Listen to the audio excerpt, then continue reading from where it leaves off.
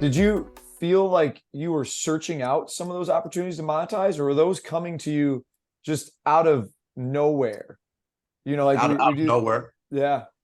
I mean, I don't know if people understand, like, like my dad never carried a wallet. Um, in my entire lifetime of being my dad's wingman, not once did I ever ask him for a dollar Mhm. because he never had a dollar. I mean, he back then you'd get checks, like paychecks. He'd come home, give it to my mom. I mean, he never ever cashed a check, ever, never paid a bill. And so he was my hero. So I wanted to live without money, and so that's how I lived. Like I said earlier, though, what I didn't understand was the depression of debt. Debt is just awful. So when these things started happening, and I actually started making some money off this stuff, I almost felt guilty. Yeah. Like literally, like that. Oh my God, my four kids all had to borrow their entire amount for college education, and here I am now. I don't even have to worry about paying bills anymore. I felt guilty, and so I mean, it wasn't enough for me to not want to make the money, but Yeah. I was there was not any greediness in me at all about wanting to make more. Like Mhm. right now, I know there. Hell, I'd publish the book. I think my book will either be, total shit or the best high school sports book ever written. It'll Yeah. be one of the two. Yeah. The great thing is I don't need it to be either. And usually when artists put out something that they're not trying to make money on, it's usually good art. And so I think Mhm. my book's going to be good. I think I could make 12 new courses for CoachTube and double my earnings. Um, but I'm busy doing a lot of different things. Yeah. And so I'm still so, I mean, I bought, this is funny. I bought feedthecats.com domain. I don't even have a website for it yet, but it was really expensive. It was like, it's $3,500. Whoa. I bought it last year and I still don't have a website for it. And, but hell, I'll go to my grave saying I own feedthecats.com. Yeah. You know what I mean, though? But like if I was really serious about wanting to make a bunch of money, I would probably have a website by now. Yeah. I mean, I'd probably hire somebody. Maybe somebody's going to listen to this thing, and this guy needs a manager. Yeah.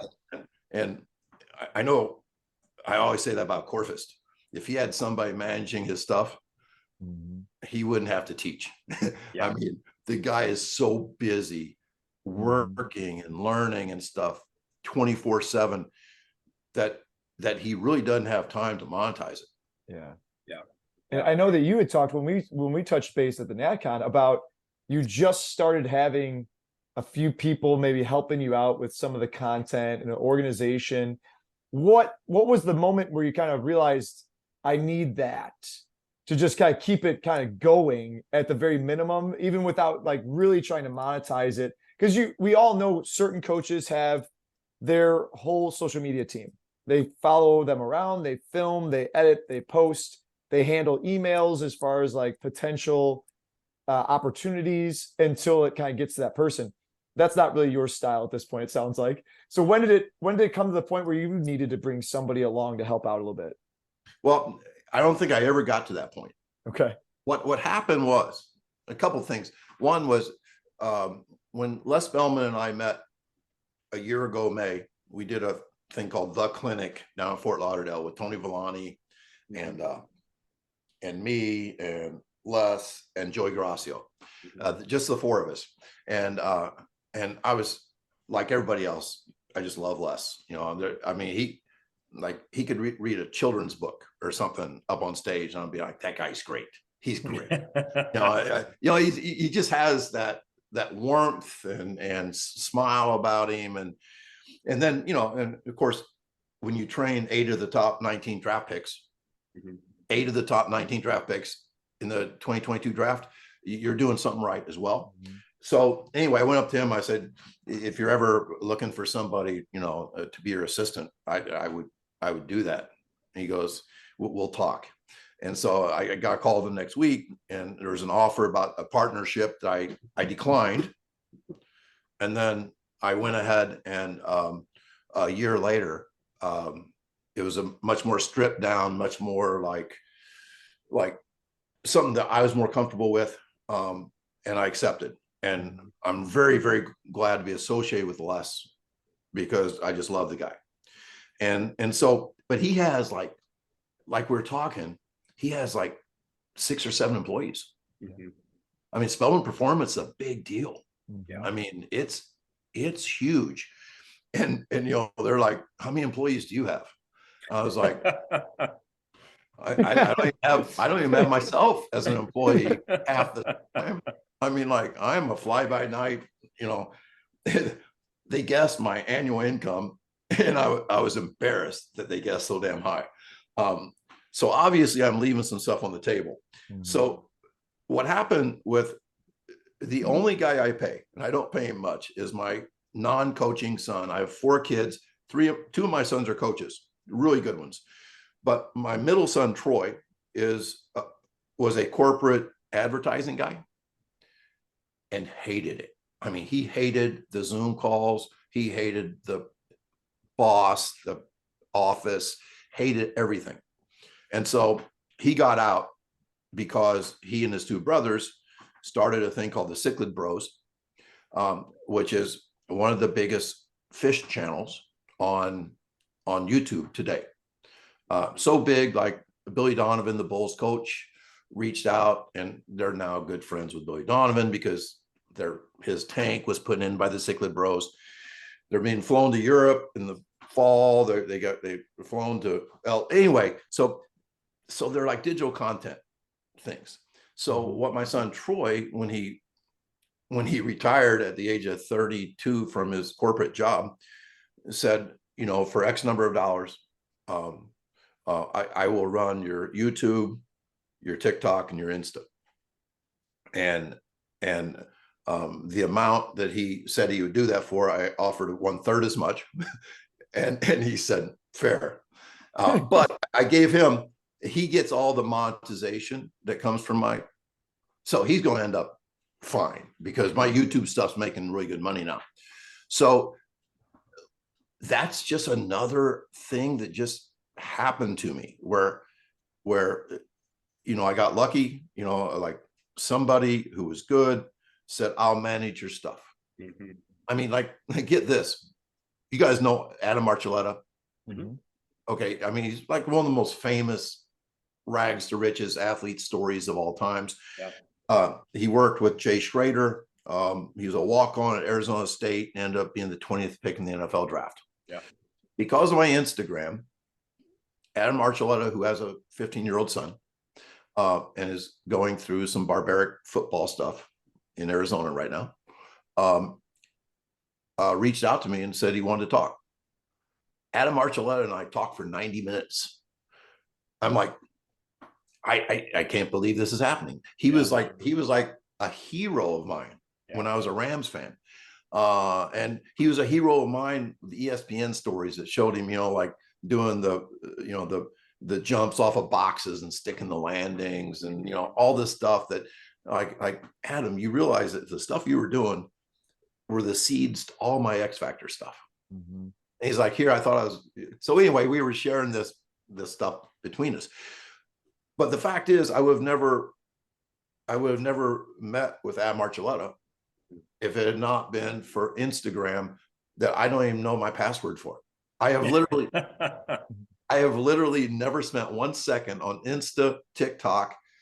I do see some of my YouTube videos, and but yeah, once again, it's just kind of crazy. You know, you're just busy working, and then something good happens to you. Yeah. Yeah. You know, I know that you don't do a lot of your social media stuff right now, but with the content that is put out and what you've put out over the years, you know, I think something that Steve and I constantly have conversations about, and something that we struggle with, is the content that you put out, and trying not to do too much of the same stuff over and over again. And the problem that we create is sometimes we create content that people aren't ready for it. They need some more of the basics. And so, when you were putting out content before, the workouts that you put out, the things that go out now, what are some of the things that you're thinking about, or is there like a target that you're trying to shoot for, or what makes you put out the content that you do? Well, I think you're 100% correct. You know my business pretty well, because there is a lot of overlap. Like I tell Corfist that he's not the same human he was 3 years ago. You're like a totally different person. I said, I mean, Chris, were you a bad coach 10 years ago? And he was like, no, I think I was really good. I said, you realize you don't do any of the same stuff? Yeah. I mean, like, he totally reinvents himself. And I think that's what makes him great. And that's what we need, people like that.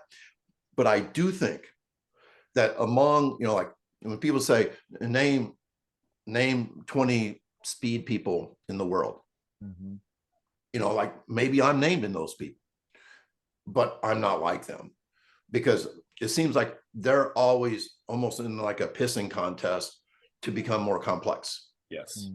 Yeah, I hope this is your point. Yeah, for sure. Exactly. There's a pressure to put out new stuff. And, I think that I keep telling myself, like when I go speak, like I'm speaking in Norman, Oklahoma, in the middle of July. And I spoke there last year too. I was asked back. And I'll have to tell myself that, like, when I go see the Rolling Stones, I want them to play a song that I've heard before. Yeah. I mean, like people, it's just because, I've gone through my speed drills, which are really just a reinvention of Lauren Seagrave's stuff from 30 years ago. People still need that, and I think there's, I always say, quote Wooden, that the 8 laws of learning: explanation, demonstration, imitation, repetition, repetition, repetition, repetition, repetition. I think we need to hear things a couple times. I know when I was doing Be Activated, it was almost 2 years. Here I was writing about it, teaching people about it. It was 2 years before I worked on an athlete, because I didn't feel comfortable yet. I'm the type of person, I need to hear Douglas Hill speak 100 hours and say many of the same things over and over again before I'm able to feel comfortable enough to do it. And I think there's other coaches like that too. So I'm not worried about overlap. It does help if you're not replaying the same damn videos that people have already seen. Like, okay, you're doing prime times. Okay, we won't show the video from 3 years ago. We'll show somebody you haven't seen do the same damn thing. Yeah. So there is some of that newness.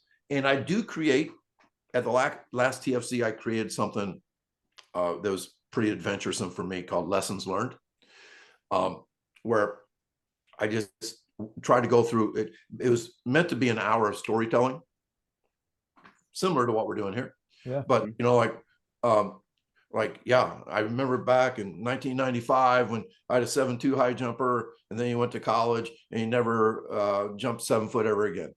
What did he do wrong? Well, so it's like lessons learned. Yeah. And so there is some new stuff, but if I speak 6 times in Norman, Oklahoma, 3 or 4 of those things are going to be things that are pretty repetitive. Right.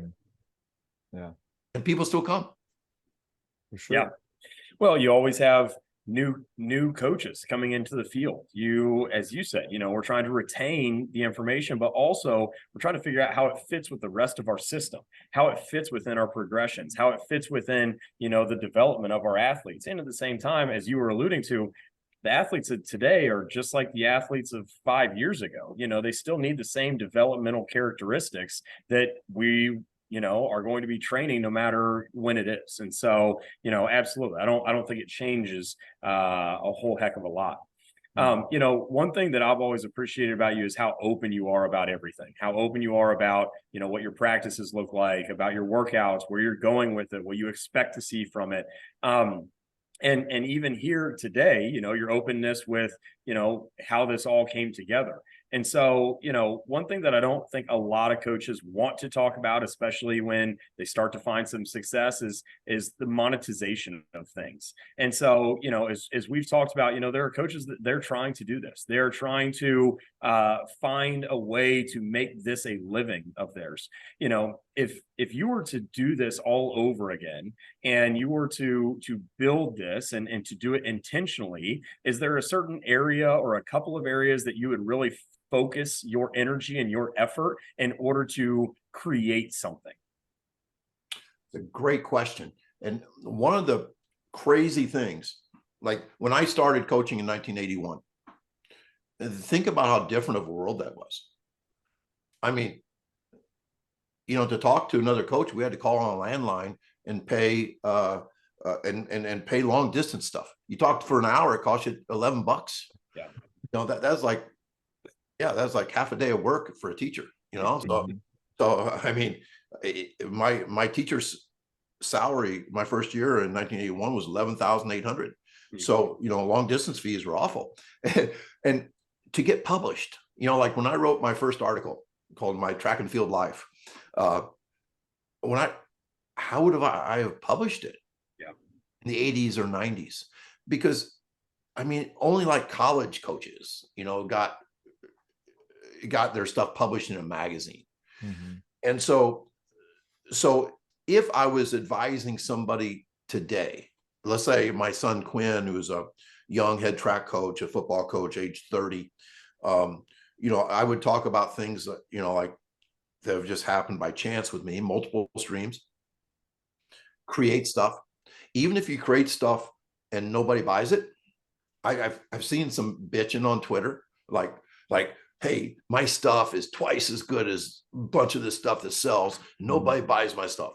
I'm like, yeah, because you're 23. You don't have any cred yet, man. But I still think that creating stuff improves you. So I think you content create. I think you write. I think you visit people who do things well. I love that saying. Visit people who, like I will forever think that Steve is like a good dude because he visited one of my practices once, and we put on a show for him, and and so visit people. Like I visited Chris Corfus, and I still do. Reach out to people. My friend JT Ayers reached out to me one day. We talked for 3 hours on the phone. 3 hours. We never met before. He wanted to talk to me, and like I think he's spoken at 3 or 4 consortiums since. Things happen. Yeah. When you talk to people, when you have a drink with somebody, Steve Jones and I, I think we drank a couple IPAs together down in Tampa, Florida, and we're like forever joined, because of those kinds of experiences. So expanding your network, your community, not really thinking this is where the money is, but because this is where living is. This is what's fun. Like at the end of your life, when you say, look at the list of friends I had, there's some really cool people in my circle. Yeah. And so building that circle, building that community, promoting each other. Every time you promote somebody, it comes right back to you. I think that's one of the things I do good on Twitter is that I think that 80% of my tweets are promoting somebody else's work. And I think people respect that. And if they don't, they should, because I'm not doing it. Like I didn't promote this guy had this morning had his girl athletes dunking on a short rim. And I said, most underrated exercise of all times. And I wasn't thinking like, I think this guy could do something for me someday. Yeah. It was something I believed. And now by promoting him, does it hurt me ever? Not if it's good promotion. Right. Now, if I'm promoting, you know, like the head of Altus, who I think is pretty much full of shit, because I want to speak for Altus, which I'll never get to do because I'm not nice to the head of Altus. But anyway, yeah, Stu and I have a complicated relationship. Great guy, smart guy. But but me and Stu, we have really butted heads over dumb stuff. And I just think he's way too complex. And so anyway, if I was really self-promoting, I would swallow that sandwich and promote the heck out of Altus. And I know guys that do. Time I see really complicated looking graphs, I'm thinking he wants to speak for Altus. He's going down that trail. Yeah. He wants to speak for Altus. And I'll be damned if I don't see like he's retweeting every damn thing that Altus puts out. Everything. Because he thinks Altus is where he's going to be. And I could name names of people who do that. I don't do that. No. I try to promote great ideas from anybody. You know, I'll answer, you know, Twitter wars. There'll be people with 32 followers that I'll argue with on Twitter. And you know what that is. But I think that's what's great about Twitter, right? Yeah. Yeah. What have you found are some of those most common questions that people are sending you on Twitter or in person? When you said you were holding court in between, I got lured into doing demos for Tony at that clinic that he talked about. And then I thought it was gonna be a very chill thing. And they tried to blow me out by telling me to do things faster and quicker the whole time. But after that, he did have a group of people nonstop. Yes. And that's pretty much at every event. What are some of those common things that people really keep asking every time you're doing one of these speaking engagements? Nick was talking about when he speaks down south, he gets asked about you all the time. Yeah. Like, what do you think of Feed the Cats? What do you think about this? What do you think about this? And so we're like, well, what does Tony get asked about in those situations? Well, that's a really cool question. It really makes me think.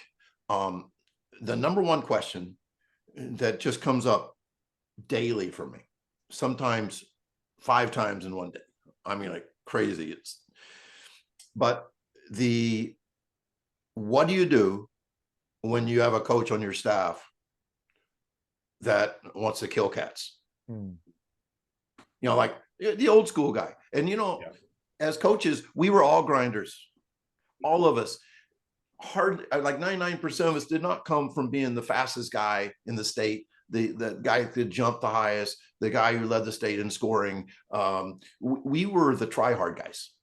We were the try hard, think hard guys. We listened to every word the coach said. We came early, stayed late. We never missed a practice. We tried to win every sprint at the end of practice, every gasser. It was just who we were. And then we go into coaching. And in the same way, teachers are the same way.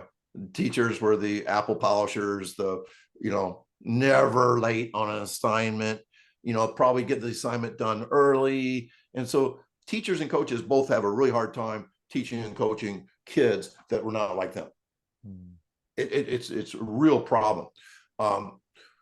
Coaches, old school coaches, which we all came from there. I mean, that's who we were. And I was an old school coach until I turned 40, which I think I'm really proud of that because I changed. I evolved. I changed. I watched my dad evolve. I mean, he was very old school and he just changed with the times, allowed him to coach for 47 years. And so it is very hard for a coach who's a grinder to coach cats. Kids that need more recovery, kids that have really high outputs. And they have a hard time taking those average kids, those workhorses, and saying, we need to get them more cat-like. And it's almost a religion. Sports are almost religious in nature with the tradition, the dogma. I just had breakfast with 2 coaches from Texas yesterday that were in the area. And they said that that people are constantly arguing that we need to talk about effort more. Mm. And I'm like, I don't have to ever say I need more effort. Effort is something that coaches ask kids who are fatigued. And I don't know about you guys, but I was fatigued every damn day of my athletic career. Yeah. I was tired. Now, I said the right things. Oh, I'm ready to go, coach. I'm ready to go. I'm excited about practice today. But deep down, I wasn't ready to perform. So that is probably the number one. And it's so hard because you have to know this stuff well to change minds. I think I can change minds. Give me 2 hours with a coaching staff and they'll be feeding the cats. I really believe that. I can convince them.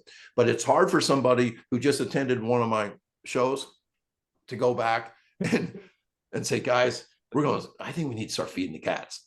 I mean, he'll get run out of town. Yeah. And so, yeah, that's a huge one. The other thing is weight room.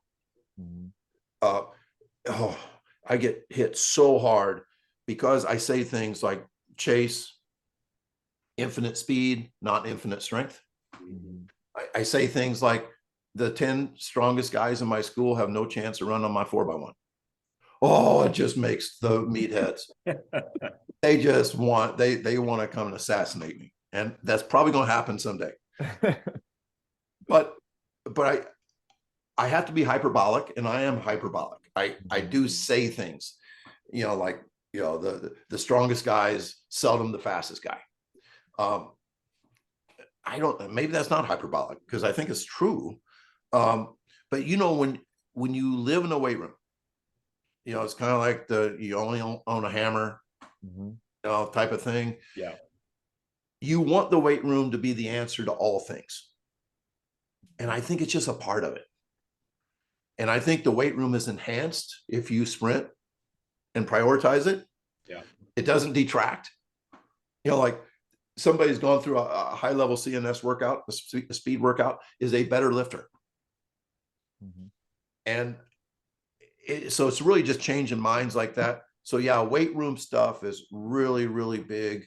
There are a lot of questions about, coach, I just don't think you're doing enough curved running, enough agility, things like that. And I'm like, do it. Just do it in X Factor stuff. X Factor allows you to do whatever you want. But if you are running zigzags, you're not running 22 miles an hour. If you're not pushing the ceiling of your CNS, you're not changing your CNS. So I think you need to sprint in a straight line with spikes, getting timed, wind behind you, hook a 1080 up to you once in a while and pull you faster than you've ever run. All those things make sense to me. But weight room people, what they want to do is they want to push things and pull things. And now partly that's because the weight room is too small to sprint. So people, if I was in a weight room, yeah, we would push things and pull things because you can't go very far. But man, I would sure like days that we could get outside and cut loose. Yeah. I love that. Well, I know that we wanted to do just an hour today. And so we're at the end. I feel like we could keep this conversation going for at least another 2 hours with all the questions and all the stories that we could possibly hear. But I think what we were excited to have you on was just to share that story behind this speed, the feed the cats and the speed training that we've come to know over the years from articles, from seeing you present. And again, we appreciate so much just your candidness to share some of these moments along the way that were kind of those ones that all of a sudden led to something. Like you said, at the end, looking back, it looks intentional. But along the way, it was just you creating content about what you believed in, training the way you believed in, and then having conversations and organically building a community of people that really enjoyed those interactions. What you just said reminds me of Steve Jones spoke. He was our keynote speaker at our last TFC. And if you've not heard Steve Jones speak, he is the world's greatest. He's a professional now. He's retired from coaching. And all he does is, he was at University of Kansas with their football team last week. And he opened his thing by saying that there are dots that got us to where we are. Like people that changed our lives, people we met, things we did. But what's crazy is you can't see the dots of your future. Mhm. You can see, you can, but if you really look back, you know, like Steve Jones was a dot of mine. Brian Kula was a dot of mine. Chris Corfus was a dot of mine. The things that happened to me, getting fired as a basketball coach in 1990. The only thing I ever wanted to do was be a head basketball coach. And I was for 8 years and got fired. Yeah. But that was a dot that led me to track and field, a sport that nobody cares about. But I made it my life. So yeah, those dots, I think that's important. And for people, young people like you guys that are trying to chart your future, you just don't know where those dots are going to be. Yeah. Keep your eyes open, build a community of smart people, and you'll figure it out.